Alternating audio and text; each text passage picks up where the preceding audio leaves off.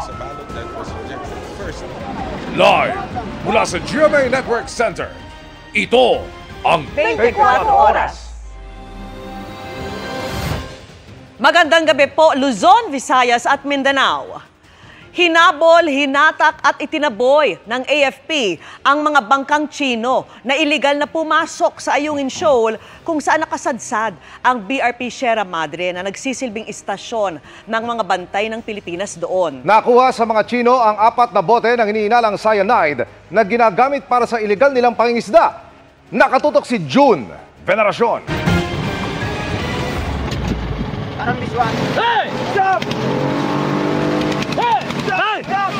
Sinita ng mga tauhan ng Armed Forces of the Philippines ang mga mangingisdang Chinese na pumasok sa Ayungin Shoal nitong Biyernes ng gabi. Pero hindi sila huminto kahit pa nakadikit ang inflatable boat ng mga sundalong Pilipinong nakaistasyon sa BRP Sierra Madre. Kaya humantong ito sa maaksyong habulan.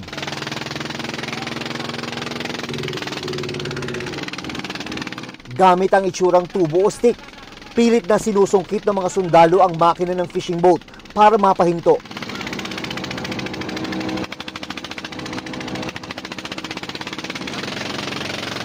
Sunod na pinuntirya ang galon na tila may kargang krudo o gasolina.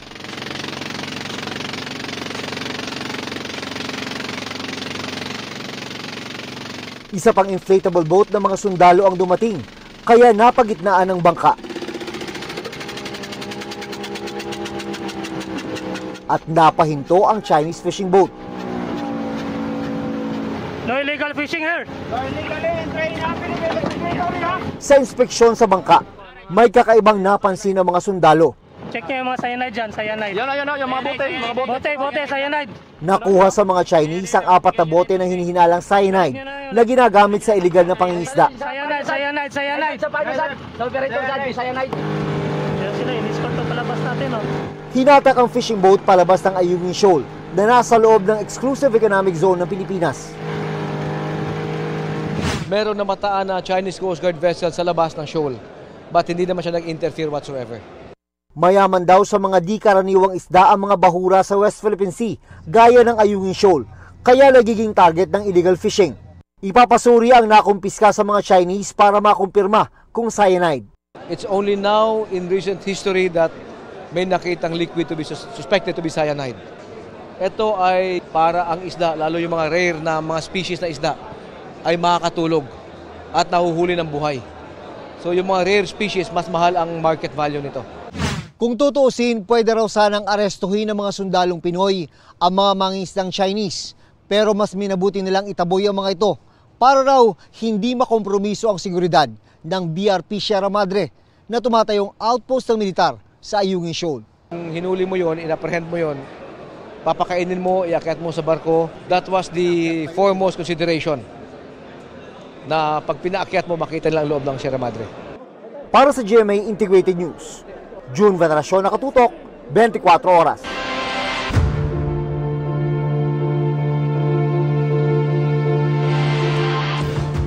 Naturing ang flood control project pero ang ilan pala posibleng lalo lang magpapabaha. Ayon po yan sa DNR.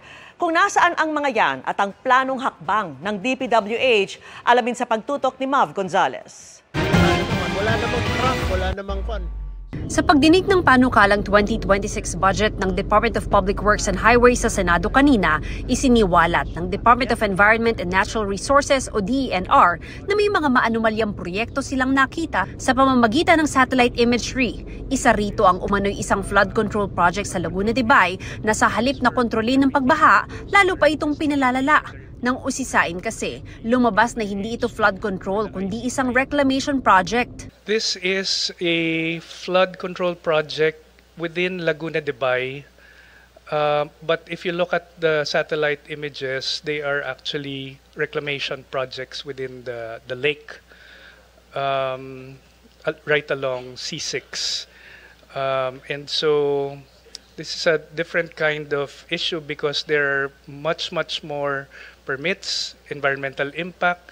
Maybe it even causes further flooding within the Laguna Lake area when you do reclamation projects.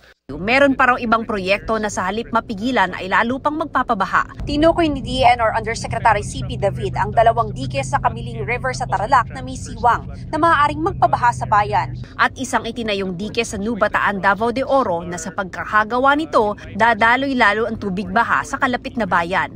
Sabi ni DPWH Secretary Vince Dizon, ipapatigil na nila ang pagtatayo ng mga depektibong flood control project na walang plano at hindi naman nakakatulong laban sa baha. Baka nga raw kailangan pambaklasin ang ilang nagawa na. Maybe we might even need to dismantle some of those flood control projects because of their net harmful effects to the communities. Sabi naman ni Dizon, maingat itong pag-aaralan dahil may patakaran ng Commission on Audit na hindi basta pwedeng mag-demolish ng proyekto sa loob ng ilang taon. Samantala, sa mahigit 700 gustong papondohan ulit ng Department of Public Works and Highways o DPWH sa 2026. Kahit tila napondohan na ngayong 2025, halos 800 ang pinareview ng DPWH at natuklasang itinutuloy pa kasi. Kukuhanan po ng litrato, no, ng dated at tagged photos para makita po na unang-una sa sarili nating mata, makikita natin na hindi pa tapos yung proyekto, no, at merong continuation. Nagmukha lang umanong umuulit dahil generic ang pangalan ng mga proyekto na lampas 11 bilyong piso ang halaga. Sinita rin sa Senado kanina ang lumobong pondo para sa farm-to-market roads. Mula kasi 16 billion pesos na hinihingi ng ehekutibo sa 2026, dumoble ito sa 32 billion pesos sa bersyong ipinasa ng Kamara. Ayon sa Department of Agriculture, kung hindi nila i-validate ay hindi maipatutupad ng DPWH ang mga proyekto. For validation pa po, Mr. Chairman, some of those FMRs. So yung natitirang 8 billion, wala to sa network plan? Wala pa po ngayon sa network plan. Kung hindi ma-validate hanggang Biyernes ang mga questionabling proyekto, ay tatanggalin na ito sa popondohan para sa 2026. Para sa GMA Integrated News, Mav Gonzalez, nakatutok, 24 oras. Kalaboso sa Taytay Rizal ang 2 nagbebenta umano ng baril at sangkot din sa iba pang mga kaso. Wala ring kawala ang isa umanong miyembro ng Martilyo Gang na nanloob ng isang tindahan ng cellphone. Tunghayan sa aking eksklusibong pagtutok. Isinagawa ng Pasig Police ang operasyong ito sa Taytay Rizal. Naaresto ka namin ha, nakasungabiri ha. Target ang lalaking ito na miyembro umano ng Martilyo Gang. Ang huli raw pinasok ng grupo ang cellphone shop na ito sa Pasig. Nagpanggap po itong 2 suspect natin na bibili ng mga cellphone. Pero nung nalingat po ang ating tindera ay agad na naglabas ng martilyo at binasag yung glass stand na kung saan nandun yung mga cellphone at agad nilimas. Walang CCTV sa mismong establishmento pero sa kanilang pagtakas, nakunan ang nadakip na suspect na naka-backride sa isa pang suspect. Dahil nakatanggal yung helmet yung isa doon at naplakahan din yung plate number ng motor, ay agad kami nagsagawa ng follow-up operations na agad din nahuli itong mga suspect natin at na-recover yung motor. May mga kaso na po sila, no? So ito po yung mga nang-hold up dito po sa area ng aming Pasig. Pero sila po hindi po residente rito. Sila po ay taga-ibang lugar. Nakuha ang ilan sa mga cellphone na tinangay ng mga suspect. Tanggap ko naman po sa kasalanan akong ginawa. Nangailangan lang po para sa asawa, nangailangan. Buntis po kasi 3 months. Mamakawa po sa complainant na sana po i-atras na lang po yung kaso dahil sa kasama akong nagawa.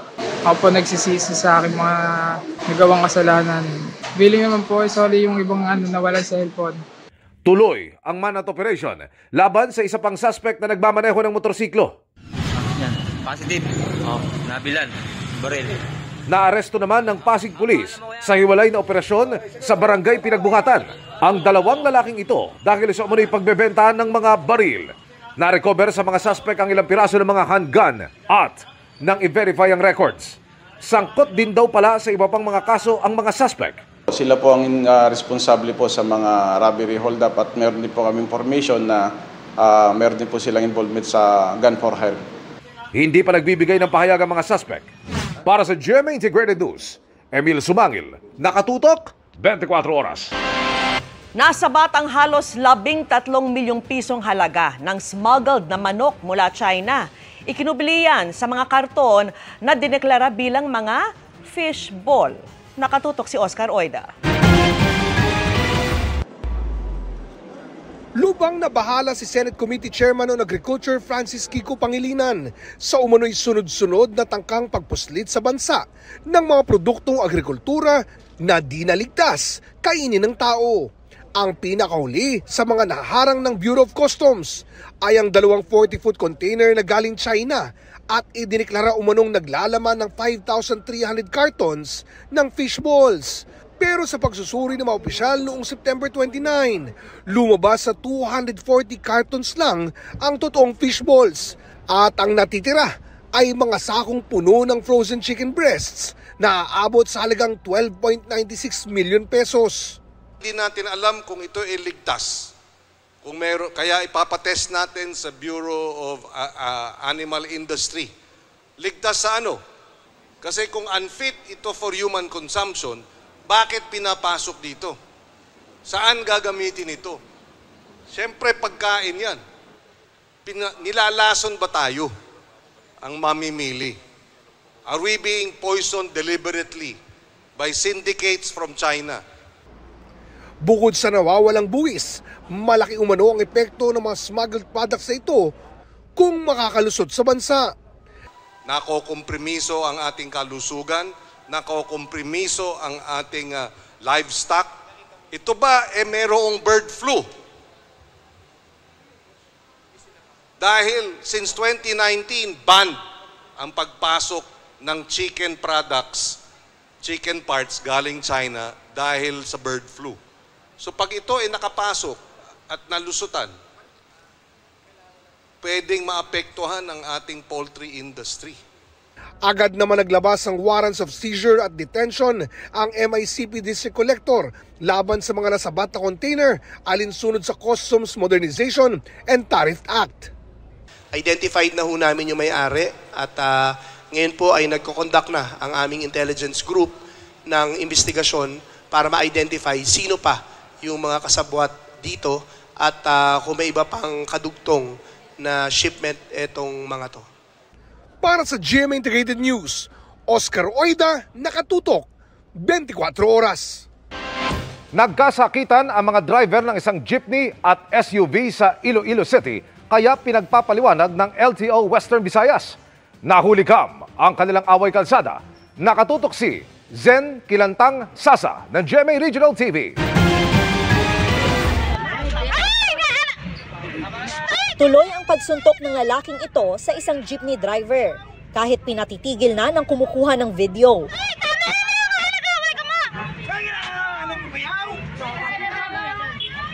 Maya-maya pa, may umawat na. Nangyari ang insidente sa Haro, Iloilo City noong October 21. Ayon sa jeepney driver, nakasabay niya sa crossing ang SUV-ng minamaneho ng nakaalitang lalaki.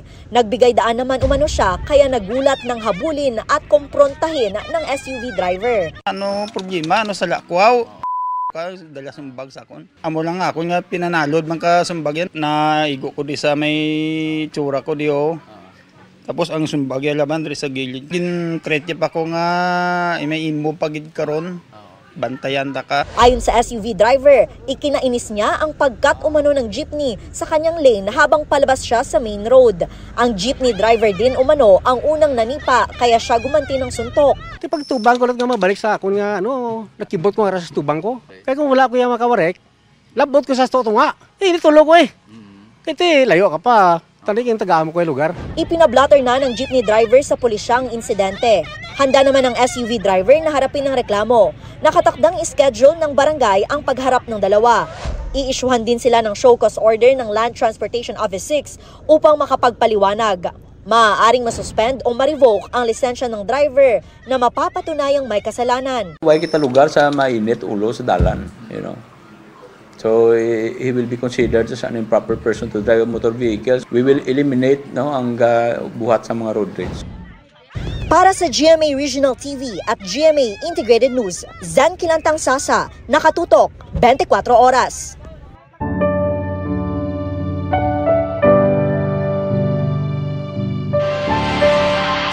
4 na araw bago ang Undas Weekend, maaga na sa mga pantalan ang ilang biyahero. Mahigit 2 milyon ang inaasahang daragsa sa mga pantalan, kaya naman sinita ng Transportation Department ang mga shipping line na wala pa ring online ticketing at booking.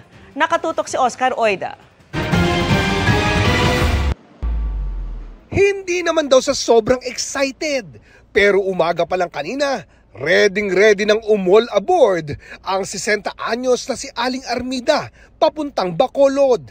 Kahit ang biyahe ng barko, bukas pa pala ng tanghali. Matagal na daw siyang di nakakauwi sa kanila, kaya nag-leave na siya sa trabaho para makauwi ng maaga. Payag naman si ma'am kay matagal naman ang ticket namin, 1 buwan na. Isang September pa ako nagpaalam sa kanya eh. Mukhang maganda naman ang timing ni Aling Armida dahil ayon sa pamunuan ng Northport Passenger Terminal, nasa 700 hanggang 1,000 lang na pasahero ang inaasahan nila ngayong araw. Sa Thursday at Friday pa raw ang inaasahan nilang pinakadagsa ng mga biyahero at posibleng umabot sa 3,000. Sa mga hindi pa po nakakabook ng ticket, mas makabubuti po kung mag-book na sila online sa mga website ng shipping line para dire-diretso na po pagpasok nila ng terminal, no? Bagamat meron po tayong mga mabibiling ticket dito sa mga ports natin, mas maganda pa rin po kung meron na kayong sure na ticket kapag nakabook na online para dire-diretso. Pero sa pag-inspeksyon ng Batangas Port kaninang umaga, lumabas na hindi pa lahat ng shipping lines ay meron ng online ticketing at booking. Mas mahirap minsan ang pagmo-monitor, no, kapag hindi online, yung kung sumusobra ang ating pasahero. Yung sinasabi natin overloading, especially in sa mga ganitong panahon, undas o holiday season po, no. So kailangan talaga natin yung online.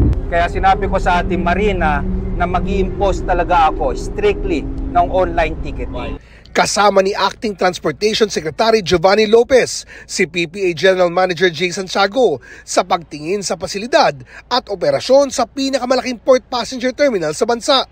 Sa may ticketing booth pa lang, may napagsabihan agad ang kalihim.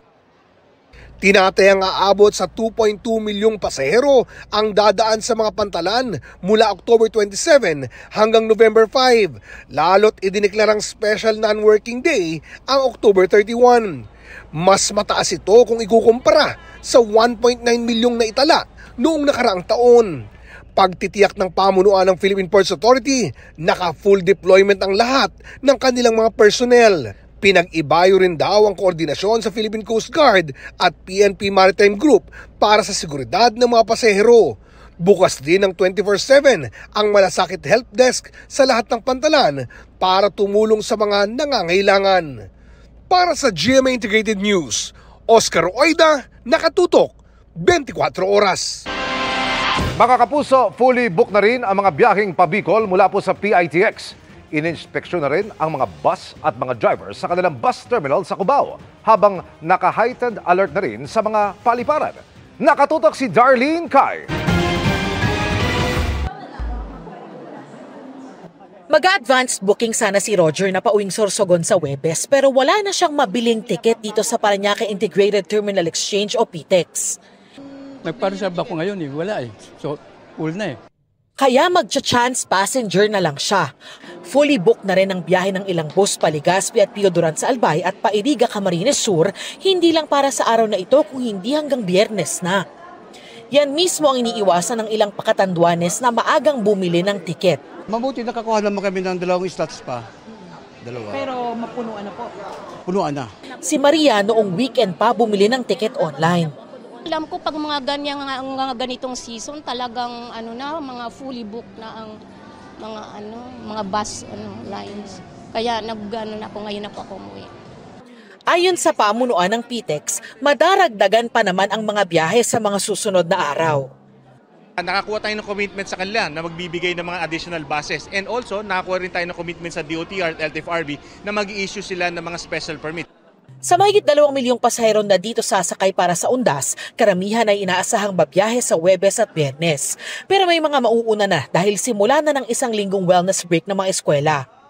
Ang magandang epekto niyan, may spread out yung mga pasahero natin. Hindi tayo mabubulunan, hindi magkakaroon ng congestion at hindi magkakaroon ng pagsisikip. Sa pag-ikot naman ng Land Transportation Office sa mga bus terminal sa Cubao, Quezon City, ay sinilip kung may fire extinguisher at early warning device ang mga bus. Sinita ang ilang nakitaan ng paglabag. Kagaya nung sa ilaw, yung taillights, reverse lights, although mga basic pero napaka-importante lalo na pagka bumabiyahe ng gabi.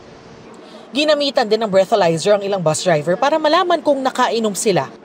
Chinek din ang gulong ng ilang bus. Dumudulas pagka mga walang tread, dinadaan nila sa kapal. Wala sa kapal yan nasa tread.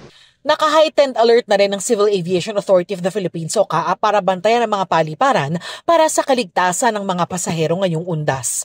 Inaasahang tataas ng 1 milyon ang bilang ng mga pasahero para sa mga buwan ng Oktubre at Nobyembre ngayong taon kumpara sa parehong panahon noong 2024. Para sa GMA Integrated News, Darlene Kai, nakatutok 24 oras. Happy Monday, chikahan mga kapuso! Pasado sa panlasa ng mga estudyante at guro ng isang kolehiyo sa Pasay ang ilang pelikula at personalidad ng Kapuso Network. Kasama sa mga pinarangalan sa 27th Gawad Pasado Awards sina Marian Rivera at Barbie Fortesa. Makichika kay Athena Imperial. Muling nang ibabaw ang husay ng mga bumubuo ng multi-awarded GMA Pictures film na Green Bones sa 27th Gawad Pasado Awards na ginanap sa Manila Titana Colleges sa Pasay City. Pinarangalan ng pinakapasadong istorya, disenyong pamproduksyon at pinakapasadong pelikula sa paggamit ng wika ang Green Bones. Si Dennis Trillo ang pinakapasadong aktor. Pinakapasadong katuwang na aktor naman si Ruru Madrid. At pinakapasadong batang aktres sa pelikula si Shanna Stevens. Si Direk Zig Dulay ang pinakapasadong direktor. At pinakapasadong mga pelikula ng taon ang Green Bones at Balota. Nanalo rin ang pelikulang Balota bilang pinakapasadong dulang pampelikula. At si Marian Rivera ay nanalo ng dangal ng pasado para sa natatanging pagganap. Ang collab film ng GMA Pictures at Star Cinema na Hello Love Again ang nanalo ng pinakapasadong musika. Pulang Araw ang pinakapasadong teleserye at si Barbie Fortesa ang pinakapasadong aktres sa telebisyon para sa pagganap niya bilang Adelina de la Cruz. Athena Imperial updated sa Showbiz Happenings. Walang bagyo pero matinding pagbaha at landslide ang naranasan sa ilang bahagi ng Visayas at Mindanao. Sa Cagayan de Oro City, isang truck ang muntik tangayin ng rumaragasang baha. May nakidatan din sa isla ng Boracay. Nakatutok si Tina Panginiban Perez. Ala! Uy! Ginoo ko, Lord! Nagkukumahog na bumaba ang mga sakay ng truck sa takot na maabutan ng rumaragasang baha sa barangay Dansolihon sa Cagayan de Oro. Diyos ko po! Labno kayo! Ang ilang hindi nakababa, dumungaw na lang habang tulong-tulong na minamando ang driver ng truck para makaiwas sa matinding agos. Ayon sa uploader ng video, ligtas naman ang lahat ng sakay ng truck. Gumuho naman ang lupa sa Lumbia o Giaban Road kasabay ng malakas na buhos ng ulan. Kaya stranded ang mga sasakyan. So far, ang atong area karon sa Mangalay, pasabol naman. Pero di pa nato pagihan sa tanang kuan, nato lang gina-control kay at the same time pita pa and then sige pang kuan ang gilid sa kuan, napay tubig. Delikado pagyapon in case na magulan-ulan, bantayon nun kayo. Inilikas naman ang mga residente na nakatira sa gilid ng sapa dahil sa pagtaas ng level ng tubig ng Iponan River. Nakabalik na rin daw sa kanilang mga bahay ang mga lumikas, paghupa ng tubig. Ayon sa Pag-asa, ang masamang panahon sa ilang bahagi ng Visayas at Mindanao nitong weekend at ngayong Lunes ay dahil sa Intertropical Convergence Zone o ITCZ at low pressure area. Grabe namang baha yan, bay! Nagmistulang ilog din ang kalsadang ito sa General Santos City kasunod ng malakas na pag-ulan. Pahirapan ang pagdaan ng mga sasakyan. Ang isang van, tumirik, kaya pinagtulungang itulak ng mga residente.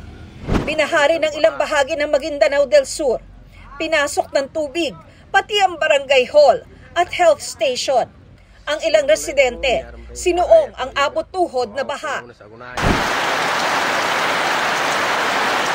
Bumuhos din ang malakas na ulan sa ilang bayan ng Cotabato. Ramdam din ang masamang panahon sa Sulu, kung saan ilang kalsada ang nalubog sa baha. Dahil naman sa malakas na bugso ng hangin, nabuwal at humambalang sa kalsada ang ilang puno sa Banga, South Cotabato. Walang nasaktan at agad ding nagsagawa ng clearing operation. Pinahari ng ilang bahagi ng Iloilo. Ang ilang bahay, pinasok ng abot tuhod na tubig. Nalubog din sa baha ang ilang bahagi ng Buruanga, Aklan, kung saan pansamantalang nawalan ng kuryente ang 3 barangay. Sa Boracay, kritikal ang lagay ng isang turista matapos tamaan ng kidlat.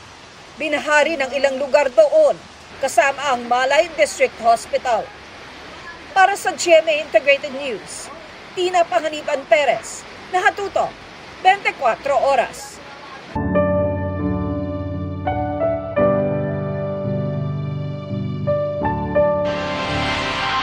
Mga kapuso, tuluyang naglaho ang ilang puntod sa Zamboanga City pero hindi dahil sa kababalagan. Nasira kasi ang isang seawall kaya bumigay ang bahagi ng sementeryo. Nakatutok si Joseph Morong. Wala na kahit puntod na lilinisin ang ilang dadalaw sa sementeryong ito sa Zamboanga sa Undas. Nasira o nahulog kasi sa dagat ang ilang puntod matapos gumuho ang lupang pinalalambot ng mga alon tuwing high tide. Ayon sa barangay, na-report na nila sa City Engineer's Office ang nasirang seawall pero hindi pa rin ito naisasaayos. I am appealing to the national and the city government to construct again the seawall sa tabi ng cemetery natin. Ayon sa Zamboanga City Engineer, na-inspeksyon na nila ang pinsala at naihanda na ang estimate na gastos para sa napinsalang seawall para mahinga ng pondo. Ang ilang puntod naman nililinis sa pinipinturahan ng ilang kabataang gustong kumita habang nakaisang linggong wellness break sa eskwela. Ganyan din ang racket sa ilang sementeryo sa Bataan kung saan 200 piso ang singil.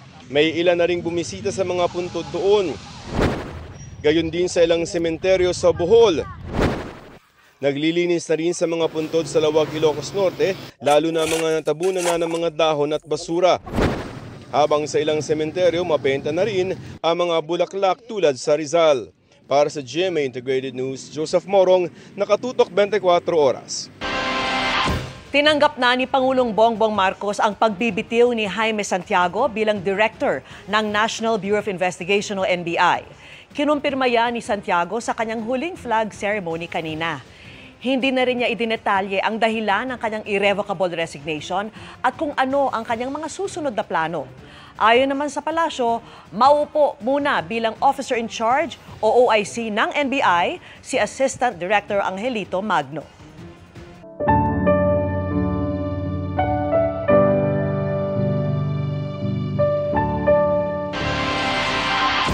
Naghabol ang marami sa huling araw ng paglilinis sa Manila North Cemetery ngayong Lunes. Wala pa mang undas ay abot 50,000 ang dumalaw roon na inaasahang aabot sa 2 milyon ngayong weekend. Nakatutok si Marisol Abduraman. Buhay na naman ang Manila North Cemetery habang papalapit ang araw ng mga patay. Sa loob, may mga nag-aayos ng ilaw at marami naglilinis. Lalo tuling araw ngayon na pwede yang gawin bago ang undas. Nagkataong October 27 ang nakasanayang petsa ng paglilinis ng pamilyang ito. Kamatayan po ng asawa ko kasi diretso pintura na. Taon-taon po, 27 po kami pupunta. Nagpipintura na rin. Naabutan naman namin ang pamilyang ito na abala sa pag-aayos ng bulaklak sa punto ng kanilang mga mahal sa buhay. Kada undas talaga sila dumadalaw, pero inagahan ngayong taon. Mahirap na po pumunta ngayon kapag yung maraming tao, mas lalo po may nagkakaedad na kami. Kailangan po medyo hindi na masyadong crowded para medyo malayo po kami sa marami pong sakit. Ayon sa Manila North Cemetery, noong nakarang linggo pa may mga dumadalaw. Kahapon nga, umabot sa 50,000 ang mga nagpunta sa sementeryo. Nagulat kami 8 days, 9 days pa before November 1, dumalaw na sila. Pero inaasahan nilang aabot pa sa 2 milyon ang dadalaw sa mismong undas dahil weekend ang November 1 at 2. Ngayon pa lang, nakabantay na ang mga pulis at mga tauhan ng sementeryo sa 54 na ektaryang sementeryo. Bukod sa mga tauhan ng lokal na pamahalaan at mga pulis, bantay sarado rin ng mga CCTV camera ang sementeryo na round-the-clock minomonitor para makita ang sitwasyon sa loob at labas ng sementeryo. Bukod sa 64 na CCTV camera, magde-deploy rin ng drone simula October 31. Merong ding live streaming. Para nakikita ng mga kababayan natin na gusto magpunta rito sa Manila North Cemetery, kung ano yung lagay ng trapiko sa loob at labas ng sementeryo. Hinihikayat naman ng pamunuan ang mga may edad at iba pang nasa vulnerable sector na magpunta ng maaga. Habang pwede pa yung sakyan nila bukas, sana dumalaw na po sila. Bukas mula alas 5 ng umaga hanggang alas 9 ng gabi ang Manila North Cemetery. Bawal mag-overnight. Kasabay naman ang pagdating ng mga kababayan natin sa mga sementeryo ang bigla rin pagsipa ng presyo ng mga bulaklak at kandila ayon mismo sa ilang mamimili. Before yung orchids po, mga 400, ngayon po 600 na. May 800 pa nga po eh, kaya lang syempre medyo mangangambas ka para medyo makamura ka. Ang kandilang araw na pinatirik nila kanina, 75 pesos na ngayon na dating 60 pesos lang. Ayon sa mga nagtitinda, asahang magmamahal pa ang mga ito habang palapit ang undas. Para sa GMA Integrated News, Marisol Abduraman, nakatuto 24 oras. Mga kapuso, ihanda na ang mga damit panlamig dahil idineklara na ng Pag-asa ang opisyal na pagsisimula ng Amihan Season. Magiging pangunahing weather system na sa bansa ang Northeast Monsoon o hanging amihan. Ito yung malamig at tuyong hangin mula po sa Siberia at nag-uumpisang makaapekto sa bansa tuwing bare months. Asaan ang unti-unting pagbaba ng temperatura pero yung peak o yung kasagsagan ng amihan karaniwang sa Enero o Febrero pa. Bukod sa amihan, nakamonitor din ang Pag-asa sa low pressure area sa loob ng PAR. Gayun din sa epekto ng Intertropical Convergence Zone o ITCZ, Easterlies at Shearline. Huling namataan ng LPA sa vicinity ng Dumaran, Palawan. Ayon sa Pag-asa, sa ngayon ay mababa pa ang tsansa nitong maging bagyo at maaaring baybayin na ang West Philippine Sea sa mga susunod na oras. Posibleng habang palayo sa bansa ay unti-unting tumaas ang tsansa nitong maging bagyo. Base sa datos ng Metro Weather, may mga panandaliang ulan lamang sa Mimaropa at ilang bahagi ng Northern at Central Luzon. Pati sa Western Visayas, marami nang uulanin sa hapon at halos buong bansa na. May matitinding ulan sa Northern at Central Luzon, Calabarzon, Mindoro Provinces, Palawan at ilang bahagi ng Visayas. Uulanin din ang malaking bahagi ng Mindanao. Maging handa pa rin sa banta ng baha o landslide. Sa Metro Manila, may tsansa na ng ulan bago magtanghali at posibleng maulit at maranasan na rin sa ibang lungsod sa hapon. Hindi lang nakascore sa laro, kundi maging sa puso ng fans ang ilang Filipino at Korean celebrities na lumuhok sa isang exhibition basketball match nitong weekend. All out ang effort ng players gaya na lang ni pambansang ginoo David Licauco at K-pop oppa Choi Minho. Makichika kay Aubrey Carampel. Napuno ang hardcourt ng tensyon, talento, at charm sa paghaharap ng celebrities mula sa Pilipinas at South Korea sa isang exhibition match kagabi. Philippines represent ang Team Quiz Showtime kung saan kasama ang Sparkle Stars na sina David Licauco, Dustin Yu at E.A. Guzman. Naglaro rin si The Voice Kids coach Billy Crawford, Never Say Die star Wendell Ramos, at its Showtime hosts Jong Hilario, Ian Perez, Ryan Bang at Bong Navarro na siyang team captain. At ex-PBB Celebrity Collab Edition housemate River Joseph. Representing South Korea naman ang Rising Eagles team. Team captain si Korean pop star and actor Choi Min-ho. Kasama rin niya sina Johnny ng NCT 127 at John Jin-won of 2AM. Dagdag star power pa sa Team Korea ang kanilang team manager na si Sandara Park. Kahit friendly match, mainit ang laban sa hardcourt. Bawat shoot sa basket, shoot din sa puso ng audience. Si pambansang ginoo, isa sa mga itinanghal na Mythical Five ng laro. First of all, it was a pleasure, syempre, playing with that level, yung mga Koreano. To my surprise, it was a very, very physical game. Akala ko medyo pakit-pakit lang kami. They were super serious, kaya kami naman parang okay. Collectively, as a team, kailangan natin na maging seryoso din. Intense man at naging pisikal ang laban. Nagkamayan ang bawat team to show their sportsmanship. Spotted sa audience to support her baba ang misis ni EA si Shaira Diaz. Isa sa hosts ng event si 24 Oras Game Changer host Martin Javier. Very memorable daw para sa Pinoy celebrities ang experience. Masaya kami na nakatungtong kami dito at maraming salamat sa suporta ng mga tao. Alam mo kung sino talaga yung panalo rito? Yung mga taong nanood. Nagulat din kami kasi alalaki pala ng kalaban namin. Sobrang seryoso nila. But of course, dugong Pinoy tayo. Kailangan natin lumaban kahit malalaki sila. Sobrang memorable na ito and once in a lifetime to Mo Arena.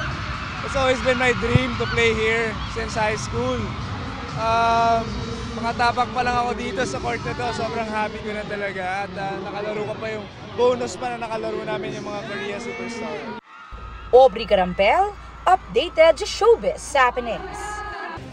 Kalaboso ang dalawang nagbebenta umano ng armas sa Pasig. Pero hindi lang matataas na kalibre ng baril ang nakuha, kundi mga peking ID na pinalabas na mula sa palasyo, Interpol at media kahit hindi naman.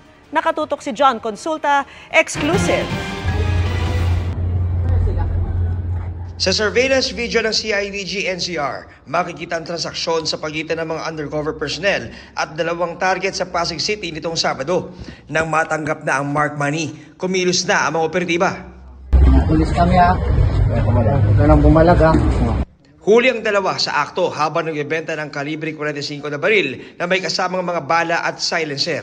Nang i-check ang kanyang gamit, na-recover pa ng mga pulis ang isang 9mm na baril at mga bala.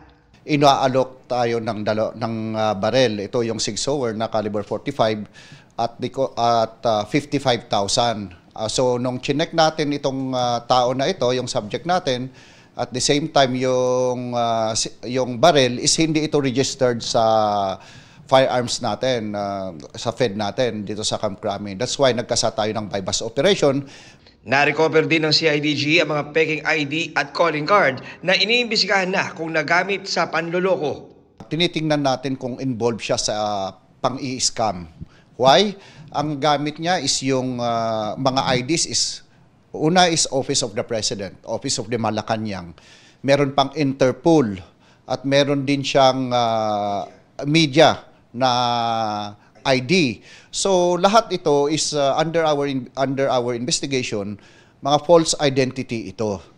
Wala pang pahayag ang dalawang suspect na naharap sa kasong paglabag sa RA 10591 o illegal possession of firearms and ammunition at usurpation of authority. Mensahe ng CIDG sa mga posibleng na biktima ng mga suspect. Huwag po silang mag-atubili na mag-report sa authority na mga ganitong modus operandi. Lahat ng mga illegal activities in their localities, report to CIDG and the CIDG will do the rest. Para sa GMA Integrated News, John Consulta, nakatutok 24 oras. Naghain ng resolusyon ang Makabayan Block para imbestigahan ang mga questionable umanong investment ng GSIS at ang hindi nito pagbibigay ng mga dividend mula pa noong 2019.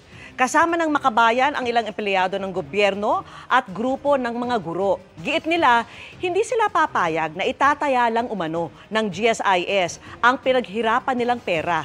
1 billion pesos umano sa 8 billion pesos na questionable umanong investments ay sa online gambling napunta. Ayon naman sa GSIS, nasa 1.92 trillion pesos ang net income nito at kumita ng 100 bilyong piso as of August 2025. Patunay umano ito na lumalago ang kanilang pondo at nanatiling secure. Bawat investment ay pinag-aralan umano ng dalawa nitong komite at ng Board of Trustees. Naayon umano ito sa mga investment policies na itinakda ng batas. Mahigit 200 Pilipinong ginawang scammer sa Myanmar ang nailigtas at naitawid na sa Thailand para maiuwi sa Pilipinas. Pero dahil undocumented ang maraming recruit, posibleng marami pang kailangan i-rescue ayon sa Migrant Workers Department. Nakatutok si Ivan Mayrina. Ito ang KK Park sa Myanmar, isa sa pinakamalaking scam center sa bansa. Nasa Myawaddy ito, malapit sa border ng Myanmar sa Thailand. Nireid ito ng Myanmar Military noong October 20. Batay sa ulat ng international media, May halos 700 foreigners mula sa scam hub ang tumawid sa Myanmar at nasa mahigit 600 ang kanilang dinetain. Ayon sa Department of Migrant Workers, may 220 na Pilipino na nakatawid na sa Thailand. Siyam pa ang hawak ng labor attaché ng Pilipinas na nananatili sa Myanmar. Ayon sa Department of Migrant Workers, inaasikaso ng mga papeles sa mga naresyong Pinoy para maiuwi sa Pilipinas sa lalong madaling panahon. We are still looking at the possibility na baka madagdagan pa. Meron din tayong alam pa na still in the area of the KK Park operation. So we are still also finding out more as to whether may Pilipinong naiwan pa sa KK Park. Pinakahuli lamang ito sa mga naresyong Pinoy na biktima ng human trafficking sa Myanmar, Laos at Cambodia. Karaniwang siste, aalokin sila ng trabaho sa Thailand pero pagdating doon, ibibiyahe patungo sa kalapit na border ng Myanmar, Cambodia o Laos at sa pilitang pagtatrabahuhin sa scam hub. Sa nakalipas na 2 taon, umabot na sa 1,454 ang nailigtas. Karamihan, mga nasadlak sa Myanmar. Pero dahil illegal at hindi dokumentado, posibleng may iba pang mga Pinoy na kailangang i-rescue, lalo pat nakatanggap ng ulat ng DMW na inililipat ang trabaho o dinadala na ibang bansa ng mga sindikato ang kanilang mga biktima. Sa Cambodia halimbawa, ang estimate nung napag-usapan namin ni Ambassador noon, ni Ambassador Mayos, around 200 to 300. But still, that's a good enough number to be concerned and to continue to coordinate with the proper authorities. Dahil online ang ginagawang recruitment ng mga sindikato, 24 oras ang monitoring ng DMW sa mga package tour o job opportunities na ipinopost online sa rehiyon ng Thailand, Cambodia, Laos at Myanmar. Umabot raw sa 70,000 ang mga post na ipa-take down ng mga otoridad.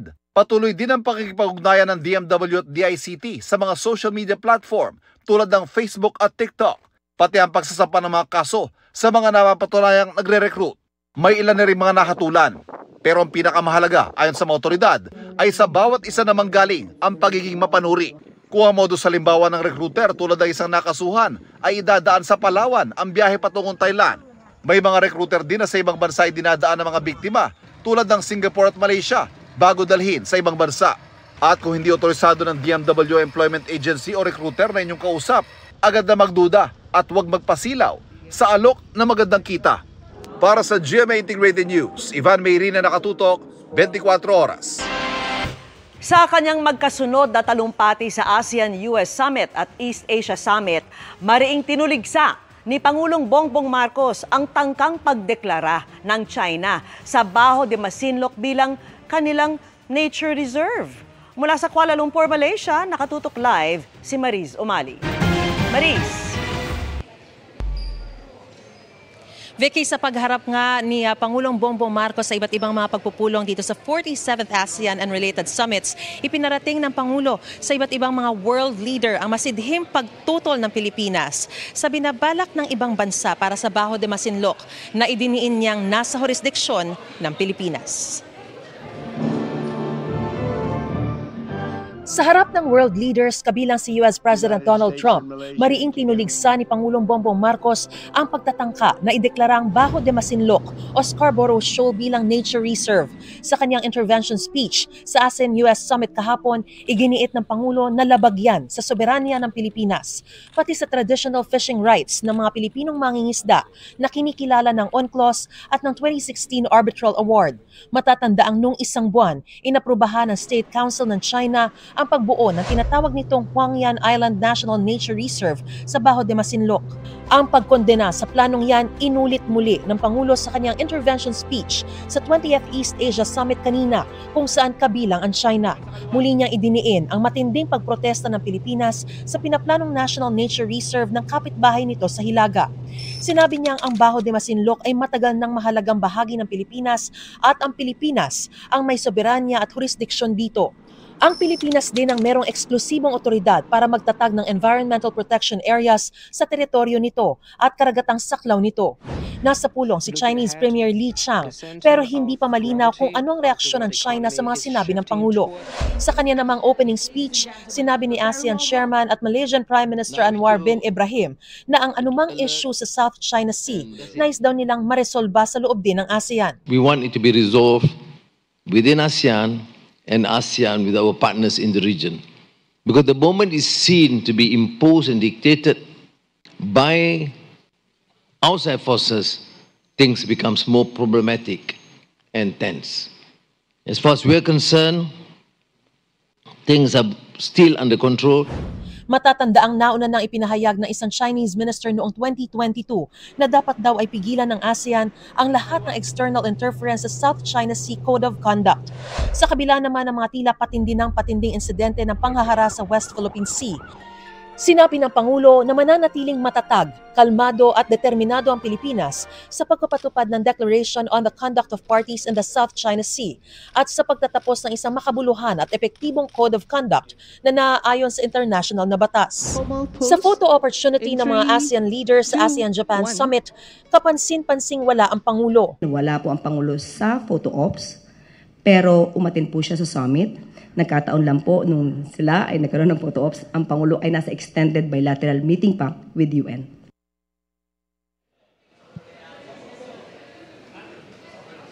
Vicky, alas 6 ngayong gabi ang bilateral meeting ni Pangulong Bongbong Marcos sa Vietnam na sinundan naman ng kanyang pagdalo sa 15th ASEAN United Nations Summit. At bukas, Vicky, ay magtatapos na ang 47th ASEAN and related summits sa pamamagitan ng isang closing ceremony na susundan din ng handover of the ASEAN chairmanship sa bansang Pilipinas. At yan ang pinaksariang balita mula pa rin dito sa Kuala Lumpur, Malaysia. Balik sa iyo, Vicky. Maraming salamat sa iyo, Mariz Umali. May dagdag gastos ang mga biyahero ngayong undas kabilang ang toll sa ilang expressway at malaking taas presyo sa produktong petrolyo bukas. 2 piso ang imamahal ng kada litro ng diesel habang piso at 20 sentimo naman ang itataas ng presyo ng kada litro ng gasolina. May pagtaas din sa presyo ng kerosene na piso at 70 sentimo kada litro. Wala pang anunsyo ang iba pang kumpanya ng langis. Para naman sa mga daraan sa Cavitex, asahan ng mas mataas na toll simula po bukas.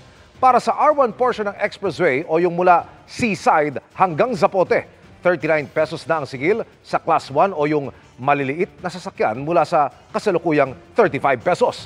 Magiging 78 pesos ang sa Class 2 mula po sa 70 pesos. At 117 pesos ang sa Class 3 o yung malalaking sasakyan tulad ng mga truck. Mula po yan sa 104 pesos. Sa R1 Extension Segment 4 naman, na mula po Zapote hanggang Kawit, 88 pesos na ang sigil sa Class 1, 176 pesos sa Class 2 at 264 pesos naman sa Class 3. Tinuldukan na ng Ombudsman ang pag-asa ng mag-asawang Diskaya na maging state witness kaugnay ng anomalya sa mga flood control project. Punto ng Ombudsman, paano sila magiging state witness kung sila umano ang mga nasa sentro ng katiwaliang iniimbestigahan at ayaw pang makipagtulungan? Nakatutok si Salima Refran. Sir, what about the Diskayas? The Diskayas, due to their uncooperative behavior now, there's absolutely no chance that they can even become state witnesses anymore. Isinara na ng Office of the Ombudsman ang pagkakataong maging state witnesses sa mag-asawang Curly at Sara Diskaya sa mga kaso kaugnay ng mga maanomalyang flood control projects. Tanong ng Office of the Ombudsman, paano magiging state witnesses ang mga nasa sentro mismo ng operasyon para kumikbak sa mga proyekto ng DPWH? Kasi lahat po talaga ng kabalastugan ng DPWH pinasukan na talaga ng Diskaya eh. So I don't think they're in any position to bargain with the government, especially with their status as state witness. It's beyond that already dahil sa nakita ho nating ebidensya. Sa ngayon, nakaharap ang mga Diskaya sa mga reklamo ng DPWH at Commission on Audit para sa 5 flood control projects sa nagkakahalaga mula 39 million hanggang 96 million pesos. Kapwa-respondent nila sa mga reklamong ito ang Sims Construction at Wawaw Builders at mga opisyal ng DPWH First Engineering District of Bulacan. Sinusubukan pa namin kunin ang panig ng mga Diskaya. Samantala, inaasahang haharap naman sa fact-finding investigation ng Ombudsman si dating DPWH Undersecretary Roberto Bernardo, lalo na sa partisipasyon ng mga mambabatas. Si Yusek Bernardo, gusto natin siyang kausapin din para doon sa ating, yung mga above the salary grade of the district engineer. Ano ba talaga ang naging sistema dyan sa taas? Dineputize naman ng Ombudsman ng Department of Justice para magsagawa pa ng fact-finding investigation sa mga dating DPWH personnel na sina District Engineer Henry Alcantara at Assistant District Engineers Bryce Hernandez at JP Mendoza. Para sa GMA Integrated News, Salima Rafran, nakatutok 24 oras.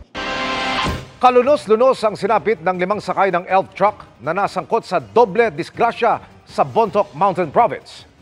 Ayon sa Bontoc MDRMO, alas 6 ng umaga kanina nang bumangga ang elf truck sa 2 nakaparadang sasakyan sa Bontoc, Tabuk, Enrile Road. Dahil dito, nahulog sa bangin sa kadumiretso sa Chico River ang elf truck. Nasa 170 meters ang lalim ng pinagbagsakan nito. Nahanap na ang 3 sakay na dead on the spot. Patuloy namang hinahanap ang 2 pa. Mga construction worker po ang 5 sakay na papunta sa Kuro-Kuro sa bayan niya ng Sadanga. Mga kantang nagpakilig at nagpabilib ang handog ng Sparkle Stars sa fiesta sa Calaca, Batangas. May report si Diane Loceliano ng GMA Regional TV.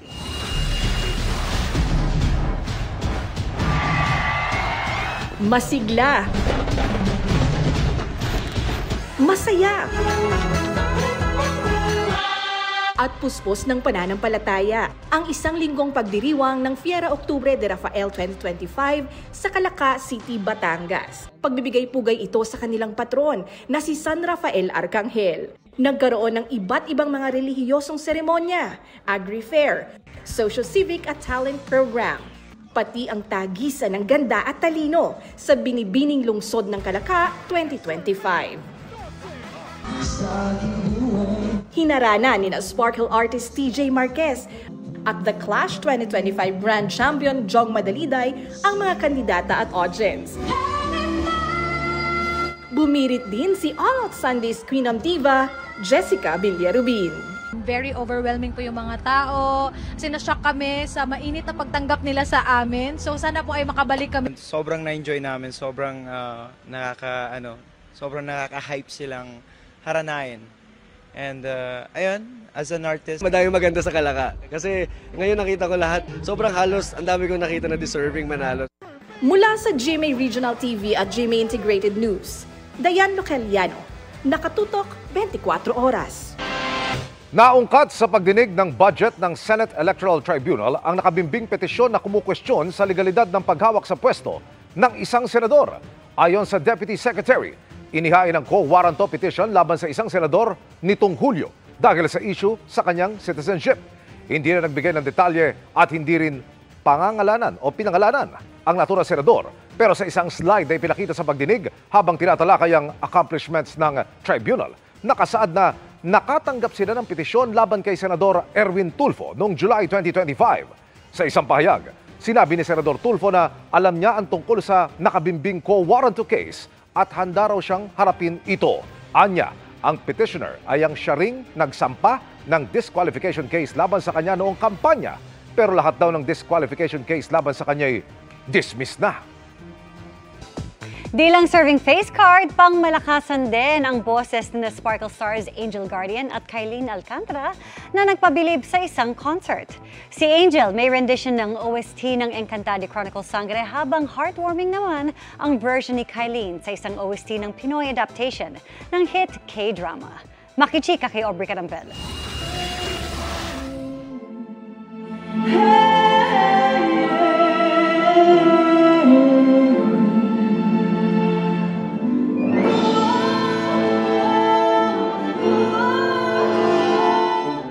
Makapanindig balahibo ang powerful rendition ni Angel Guardian ng Bagong Tadhana, ang OST ng pinagbibidahan niyang Kapuso Telefantasia ng Encantadia Chronicles Sangre.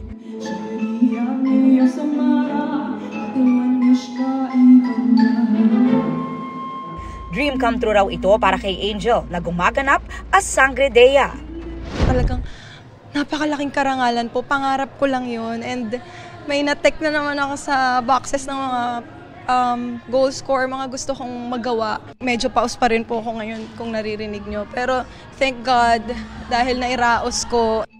Bago ang performance, kumuha pa raw siya ng voice coach para mas makapagbigay ng makabuluhang performance. Sa OST Symphony 2, K-Drama in Concert, itong Sabado, na collaboration ng National Commission for Culture and the Arts at Korean Cultural Center of the Philippines. Shining din si Kailin Alcantara na nag-perform din sa event.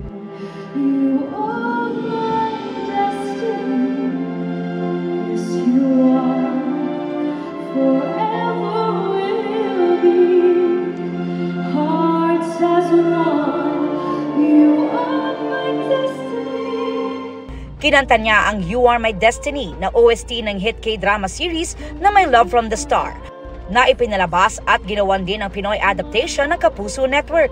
I'm such a K-drama fan, kaya sobrang isang malaking karangalan and I'm such a fangirl right now. I hope magkaroon po ako ng mga gantong experience pa in life. Aubrey Carampel, updated to showbiz happenings. At yan ang mga buwan naman akong chika this Monday night. Ako po si Iya Arellano. Miss Vicky Emil. Thank you, Iya. Salamat, Iya. At yan ang mga balita po ngayong Lunes. 59 na araw na lang at Pasko na. Ako po si Vicky Morales para sa mas malaking misyon. Para sa mas malawak na paglilingkod sa bayan, ako po si Emil Sumangil. Mula po sa GMA Integrated News, ang News Authority ng Pilipino, nakatuto kami 24 oras.